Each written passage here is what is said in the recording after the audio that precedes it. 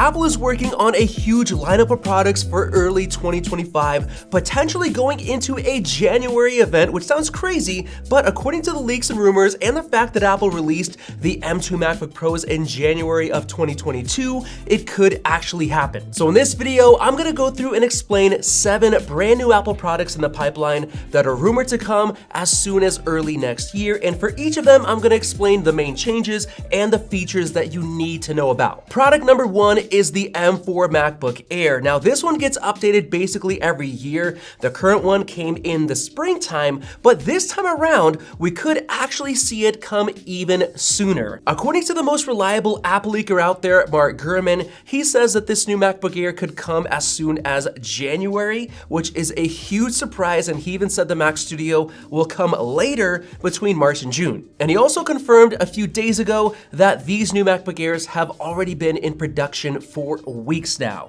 So with that said, which features should we expect? Well, we should get both 13 and 15-inch sizes with 16 gigs of RAM confirmed for sure, seeing as Apple already upgraded the M3 models for free with 16 gigs, and right now you can get one for $900 on Amazon, which is crazy, link below. But the M4 chip is gonna be a beast in this MacBook Air, and we know for sure it's gonna come with a 10-core CPU version and 10-core GPU, which is just nuts. It's crazy powerful, and I'm worried that it's gonna cause some thermal throttling and overheating, so subscribe for those testing videos. But other than that, we're not expecting very much, probably the 12 megapixel center stage camera, maybe some other spec updates, and the same $1,100 price tag. Now the second product is the iPhone SE 4, and we've been seeing tons of leaks for this new model, and they keep getting better and better, including design leaks, spec leaks, with it being the first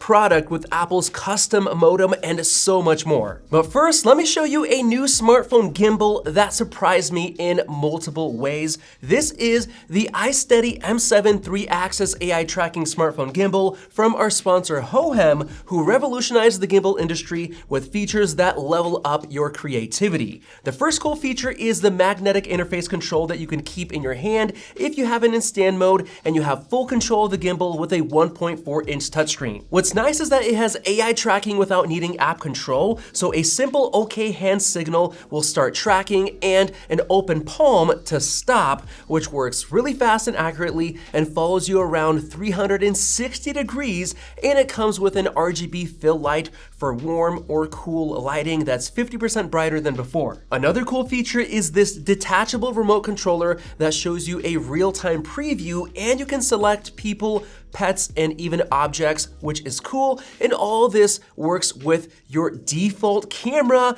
Instagram, TikTok, or any other app, which is awesome. And there's definitely so much more that this thing can do, and if you're interested, go ahead and click the links in the description below to learn more. Now, getting back to the iPhone SE 4, this one is rumored to come in March of next year, which the SE has always come in the spring, so it's technically still an early Apple event. We're expecting a modern redesign based on the iPhone 14 design with an edge-to-edge 6.1-inch OLED display for the first time, getting rid of that home button, adding Face ID, the USB-C port, a single 48 megapixel camera, which should be a massive upgrade, the A18 chip, which is huge for performance, and with 8 gigs of RAM for Apple Intelligence support, and the first edition custom Apple modem. And we just got a report that Apple has to stop selling the current iPhone SE in the EU because it still has a Lightning port, so they're gonna remove it from the Apple Online Store on December 20th, which means that Apple must release the new iPhone SE as soon as possible, so early 2025.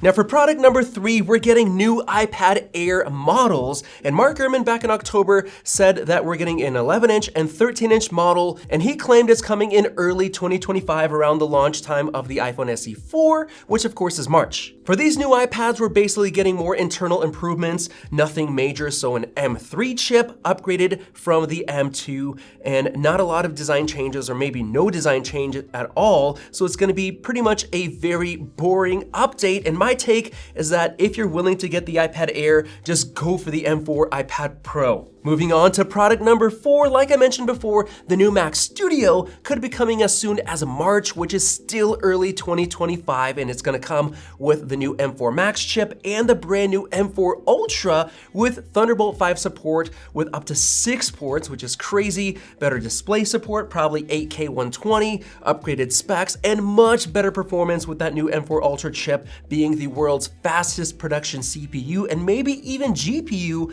beating out NVIDIA's RTX 4090. Moving on to product number 5, we have a new entry-level iPad, which first, Mark Gurman said it might not come until later next year, but his most recent update says spring of 2025 alongside the new iPhone SE 4 and iPad Air. Now this one's gonna have roughly the same design, but with a speed boost with a new chip, at least an A16 and maybe even A17 Pro if they wanna give it Apple Intelligence support. But seeing as the iPad mini has the A17 Pro, I don't think Apple's gonna bring it to the budget iPad. They might just stick to the A16. And with that change, we can expect the price to stay at the same $349, or they might even drop it to $299, which would be awesome. Now for product number 6, we have a new Magic Keyboard for either the budget iPad or the iPad Air. It's currently unknown which one, or maybe they'll give a new Magic Keyboard for both of them. The new version's gonna likely have the function key row, which is awesome, and it likely will not be as fancy as the iPad Pro's new Magic Keyboard with the aluminum top case, so it's gonna be somewhere in the middle with a similar kind of rubbery plastic design, but with a couple of extra upgrades like maybe a larger trackpad and of course those function keys. And finally for product number 7, we have the new AirTags 2, codenamed B589, discovered by Mark Gurman. Now it's been already probably 4 years since the original AirTags came out in the spring of 2021, and now we're expecting them once again in the first half of 2025 according to Mark Gurman, and in my opinion, I think the spring makes the most sense since that's when it came out originally. In terms of new features, we're expecting enhanced location tracking capabilities with a new chip, which means it could have 2nd gen ultra wideband built in, which came with the iPhone 15 lineup. Now Ming-Chi Kuo said that the new AirTags should be going into mass production in late 2024, which is basically right now, and they might even have really good integration with Apple's Vision Pro headset, which is quite interesting. I guess that means you might be able to literally put on the headset and see the AirTags through objects like under your couch, which would be incredible. So with that said, those were 7 new products to expect in early 2025, potentially with an Apple event. So let me know which one you're excited about down in the comment section below, and subscribe for more videos like this one. Thanks for watching, and we'll see you in the next one.